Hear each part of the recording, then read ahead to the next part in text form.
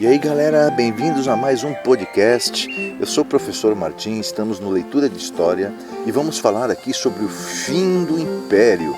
O Império é um ideal que foi desenvolvido durante o século XIX, mas a ideia republicana ela começa a entrar ali no final do século XIX, principalmente com a decadência por diversos fatores, que vão enfraquecendo o Império.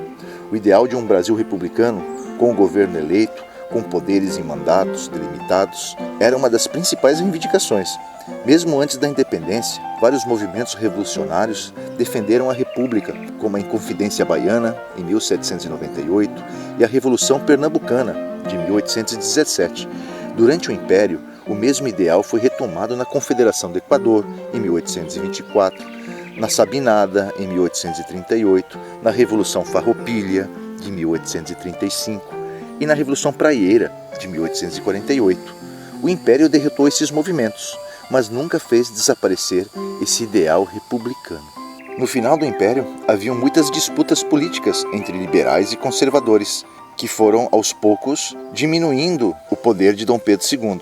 No final do Império, as medidas conciliadoras amenizaram poucas disputas políticas entre liberais e conservadores durante o reinado de Dom Pedro II. Isso não quer dizer que suas diferenças, apesar de pertencerem ao mesmo grupo social, a aristocracia rural, tenham desaparecido.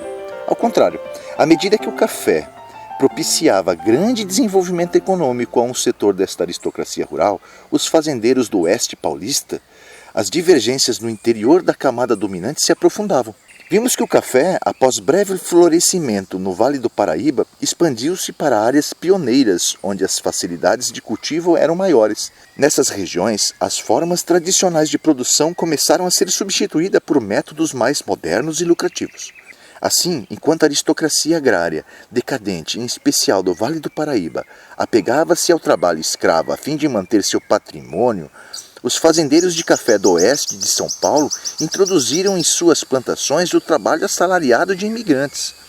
O problema da mão de obra foi o maior foco de desavenças entre o grupo dominante no final do Segundo Reinado, o que favoreceu a difusão das ideias republicanas. O progresso econômico obtido com o café e o estímulo à imigração, consequência do fim do tráfico negreiro, possibilitaram o desenvolvimento da campanha abolicionista.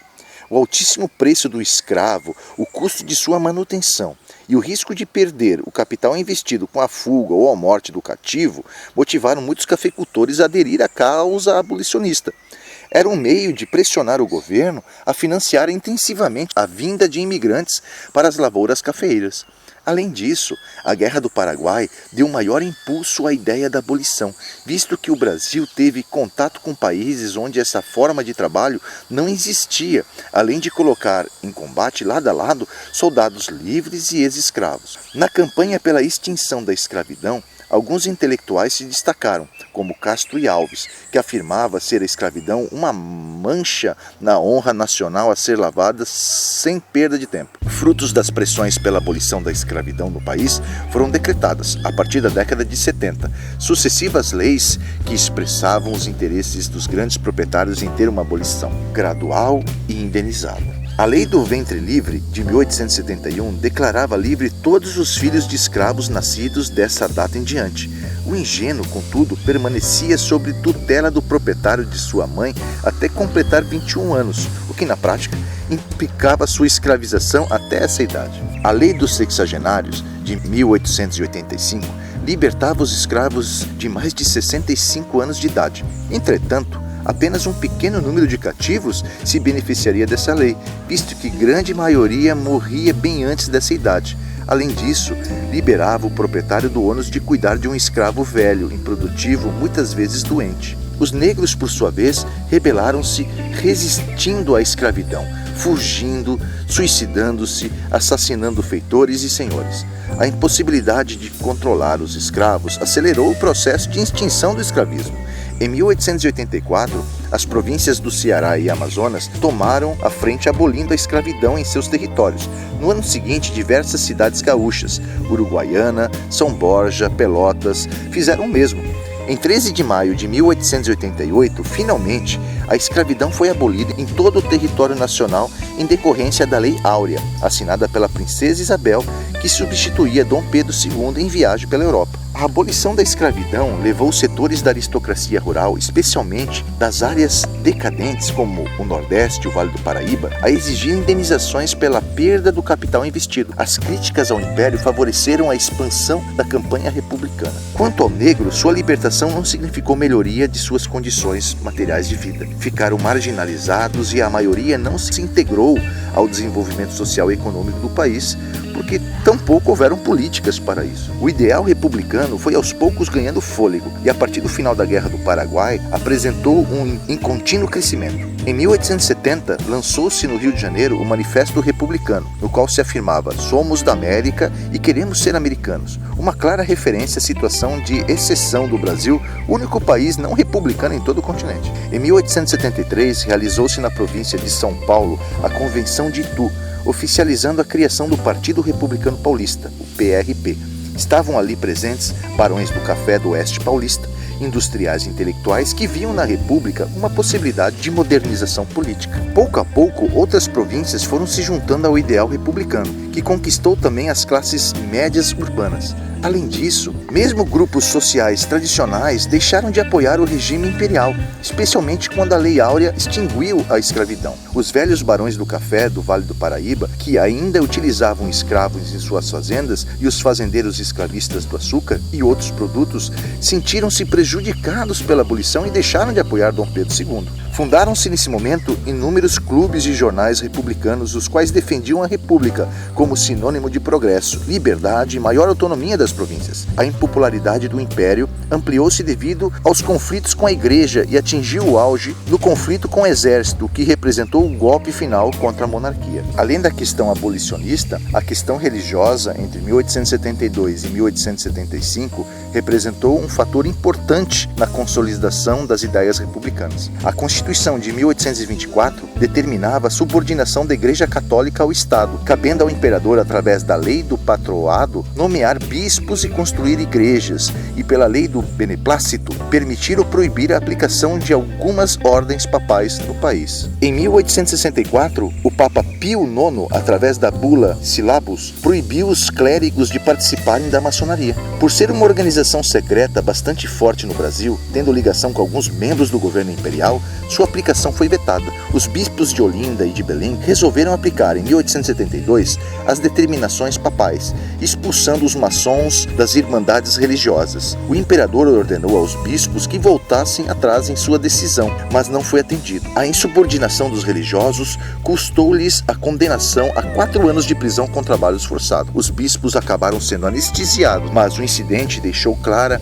a impossibilidade de se manter a união Igreja-Estado, e os religiosos passaram a aderir à causa republicana. Também a questão militar, pois a vitória na Guerra do Paraguai propiciou ao exército brasileiro unidade, força e modernidade. Entretanto, o Império continuava a prestigiar muito mais a Guarda Nacional, milícia de civis armados e comandados pela elite agrária, criada em 1831, a quem cabia zelar pela ordem interna.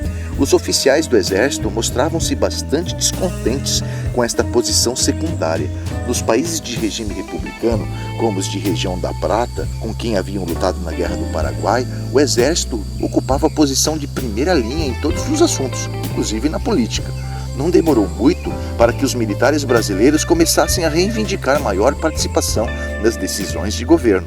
A Escola Militar do Rio de Janeiro desempenhou um importante papel nesse sentido, e o tenente-coronel Benjamin Constant tornou-se o principal divulgador do republicanismo no meio militar. As ameaças que o governo imperial fez aos militares que criticassem o regime despertou um espírito de corporação. A farda, militares, passa a se opor à casaca político. As divergências afloraram em 1883, quando o tenente-coronel Sena Madureira manifestou-se através da imprensa contra o sistema de aposentadoria que o governo desejava aplicar para os militares. Proibiu-se então que os militares se manifestassem sobre assuntos políticos na imprensa. O mesmo Sena Madureira homenageou o jangadeiro cearense Francisco Nascimento, que havia se negado a transportar escravos para o sul do Brasil, numa carta à manifestação anti-escravista. O governo imperial determinou sua prisão, o que provocou manifestações da oficialidade contra o governo. Já em 1885, durante visita a uma guarnição no Piauí, o coronel Cunha Matos verificou o desaparecimento de fardamentos e puniu com suspensão o comandante local, Pedro José de Lima, amigo de políticos influentes. A decisão de Cunha Matos custou-lhe críticas de deputados na Câmara,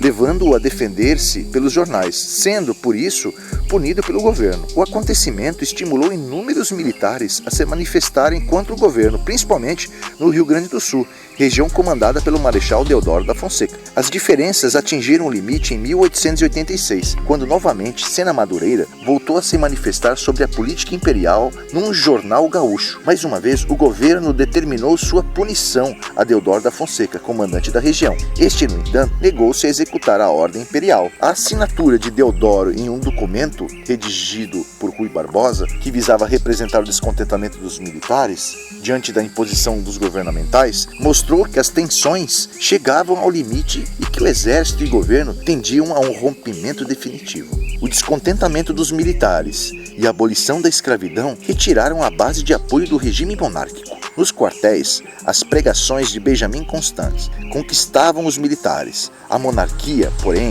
ainda lutava para manter-se no poder. Por isso nomeou o liberal Visconde de Ouro Preto para organizar um novo ministério e empreender reformas para conter as oposições ao governo. Ouro Preto era mal visto pelo exército por sua postura francamente favorável à Guarda Nacional. Fazendo explodir a rebelião em 14 de novembro de 1889, os republicanos espalharam boatos nos quartéis do Rio de Janeiro sobre as prisões dos principais nomes da oficialidade, Marechal Deodoro e Benjamin Constant, agitando o meio militar. Na manhã do dia seguinte, Deodoro assumiu o comando das tropas e proclamou a República, instalando o governo provisório. No dia 16, Dom Pedro II recebeu um respeitoso documento que ordenava sua saída e de sua família do Brasil. Pois bem, pessoal, em resumo, nós vimos no nosso podcast que o ideal republicano não era novidade no Brasil de finais do século XIX. Alguns elementos, contudo, contribuíram para sua maior difusão naquele momento, entre eles a campanha abolicionista. A luta entre defensores e opositores ao regime escravista acirrou-se quando o café ganhou importância na economia nacional. Fazendeiros mais progressistas, com tendências modernizadoras, já vinham substituindo seus escravos por imigrantes assalariados. Proprietários rurais em decadência desejavam a manutenção da escravidão no país, ou, no máximo, concordavam com a libertação indenizada dos cativos. A disputa entre eles e a participação de outros grupos sociais na luta pela emancipação dos escravos desembocou na elaboração das chamadas leis emancipacionistas, mero destaque para uma legislação que pouco favorecia a causa abolicionista. Foi a Lei Áurea, assinada em 13 de maio de 1888, que oficializou o fim da escravidão no Brasil. Por outro lado, um dos efeitos da Guerra do Paraguai foi intensificar, no Brasil, a luta pela instituição do regime republicano. Em 1873, nasceu na cidade de Itu o Partido Republicano Paulista, aglutinando eleitores da cafeicultura paulista. Partidos republicanos foram sendo formados nas demais províncias brasileiras, conquistando adeptos à causa republicana. As questões religiosas e militar serviram para confirmar o descrédito que a monarquia brasileira vinha tendo, e a proclamação da República a 15 de novembro de 1889 foi desfecho natural para o processo de agonia do Império. Pois bem, pessoal, ficamos por aqui. Até o nosso próximo podcast.